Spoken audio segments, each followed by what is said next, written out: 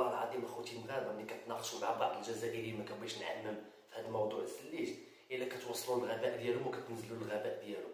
واش غتناقش معاه يبغي يقنعك بان القميص الجزائري اللي فيه الزليج المغربي اقدم من قصور المغرب التاريخيه المرصعه بالزليج اللي بانت في الفيديو الترويجي ديال كاس افريقيا 2025 اللي غتنظم في بلادنا المملكه المغربيه؟ راه هادشي اللي تيبغي يدير الجزائر، تيبغي يقنعك بان القميص اقدم من قصور مراكش وفاس اللي بانت في الفيديو الترويجي اللي مزينه بالزليج المغربي الاصيل.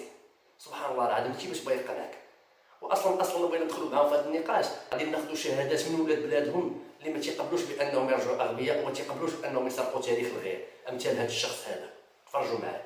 ودي راه الزليج مغربي، يا ودي راه هذاك القمصان اللي درناهم راك شو اديداس واش دارت موراهم. يروحنا مسجد هذا ديال التلمسان اللي راهم يتباهوا به شي ناس في السوشيال ميديا، مسجد ديال التلمسان بناوه المغاربه. هذه صراحه هذا المسجد ديال التلمسان تبنى بايادي مغربيه. حيت كان الحقيقه ورجعوا عاوتاني اكثر نديروا لكم الافهام. هذه العاب البحر الابيض المتوسط اللي تنظمت في الدار البيضاء سنه 1983.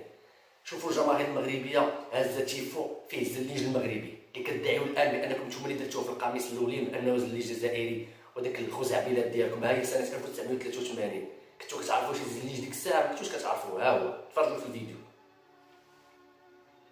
تفرجوا مزيان يلا شوفوا.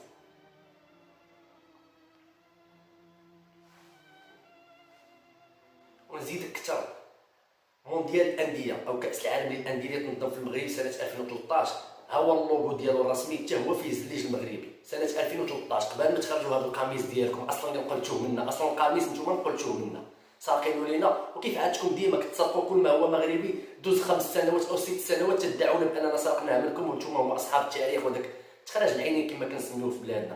والله لا سرقتوا تراثنا ولا لا قدرتوا علينا لاننا مملكه تاريخيه. وما تنسوش تفرجوا اليوم في قرعه كاس افريقيا اللي غادي يكون حاضر فيها العالم كامل الا نتوما، وغادي تكون كلها مرصعه بالزليج المغربي الاصيل. واخيرا لنا الواقع ولكم المواقع.